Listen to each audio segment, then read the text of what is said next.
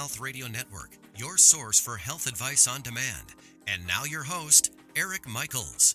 Thanks for joining us once again here on the eHealth Radio Network. This is your host, Eric Michaels. eHealth Radio gives you the most current health information, news, and advice featuring some of the leading innovators in healthcare and wellness who are changing healthcare as we know it. For more eHealth Radio reports, we invite you to visit our main radio channel site at eHealthRadioNetwork.com. Today we're speaking with, once again, Krissy Regan, the wellness poet and founder of Mindful Moms Queensland. Krissy is an author, speaker, and wellness coach based in Townsville, Queensland, Australia. And Krissy, thanks once again for joining us here on eHealth Radio. Thank you so much, Eric. It's great to be back. And we feel the same, and always good to hear from you. And thanks for all the valuable information that you've shared over the series of interviews with us here in the last few months. So for today, a question to start off with: why is good health necessary to enable us to self-actualize? Let's start there today. Thank you. Well, good health enables us to self-actualize or become the most that one can be, because we're not having to spend our time dealing with illness of the mind, body, or spirit. You know, when we have good health, it's easy to take good decisions, push through in times of increased activity or pressure, and also go into flow state to create and innovate, look after those that need us, and so on. You know, all of these elements allow us to self-actualize on a personal, professional, and a spiritual level. Also, Krissy, what lifestyle factors can be changed most simply in order to foster good health? Well, thank you. And I like to think that if we can understand our thoughts, our feelings, and behaviors, you know, this is key, and these determine most of the decisions that we make in our life. If we want to foster good health, we can start by becoming mindful of our thoughts, practicing awareness of our thoughts that are helpful versus those that aren't, and then recognizing the part our feelings play in our life. You know, our feelings or poor emotional health may cause us to make unhealthy decisions, such as emotional eating, using alcohol or drugs to feel better, and so on.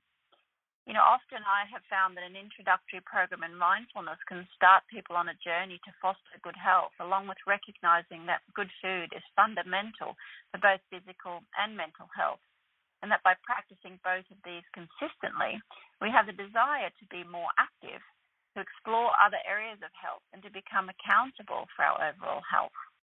Yeah, the accountability is certainly a big factor there. Now, looking at healthcare, what do you see as the future of healthcare looking ahead?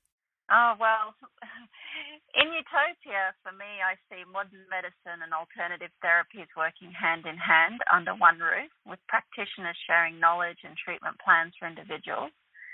I see general practitioners who are happy to refer a patient to a mindfulness coach instead of a script for anxiety medication or antidepressants. I also see nutritionists helping with health protocols in hospitals to boost immunity and help fight illness using food as medicine. I see healthcare systems which recognize many different modalities are helpful to individuals to overcome trauma, PTSD, grief, cancer, diabetes, and heart disease. I see supermarkets and food producers being more conscious of the health of society and starting to scale back the production of processed foods and increasing the education of their customers about the role food plays in daily life.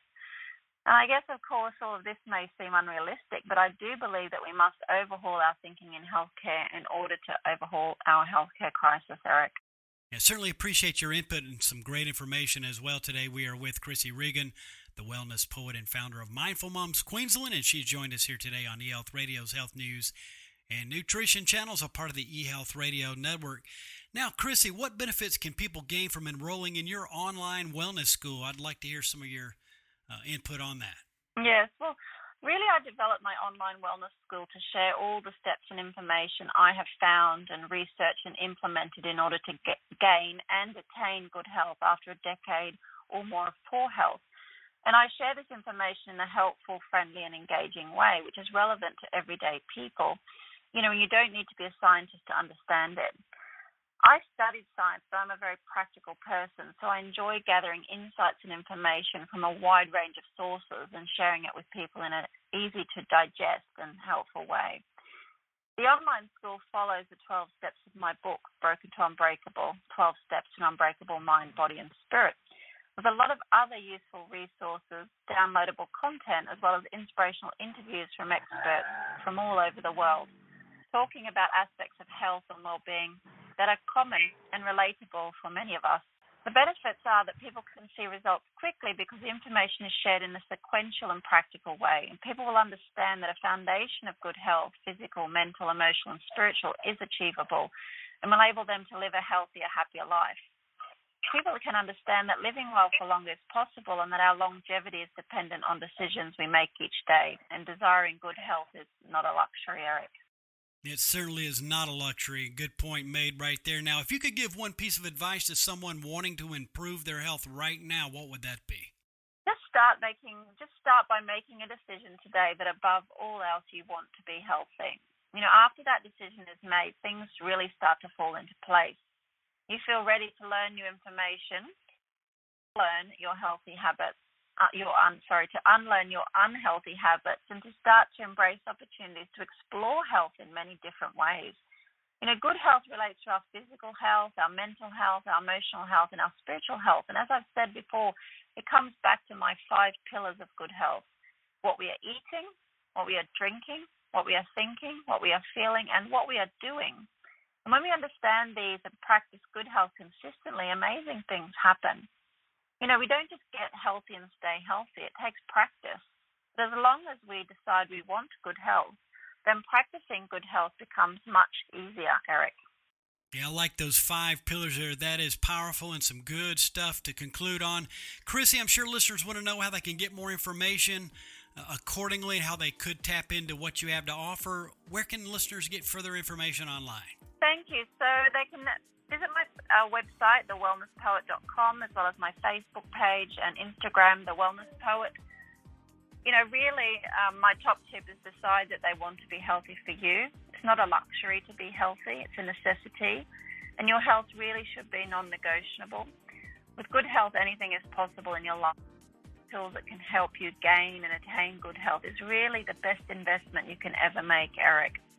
So I encourage people to go to my website, thewellnesspoet.com, and see how they can be a part of my wellness movement. And we certainly thank you for that. And listeners, this link will also be included within the show notes of this broadcast. It is thewellnesspoet.com. Krissy, all the best, and look forward to having you back with us in the future right here on eHealth Radio. Thanks so much. Thank you, Eric. Have a great day. Take care of yourself. And thank you, you too. We've been speaking with Krissy Regan, the wellness poet and founder of Mindful Moms Queensland, and she is based out of Townsville, Queensland, Australia. And for all the details, visit thewellnesspoet.com. And again, this has been your host, Eric Michaels, and we do thank you for your continued support of the eHealth Radio Network.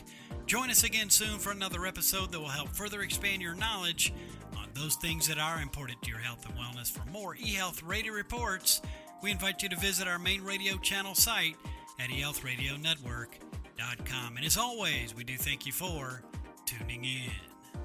Thanks for tuning in to the eHealth Radio Network. For more information or to subscribe to this podcast, visit eHealthRadioNetwork.com.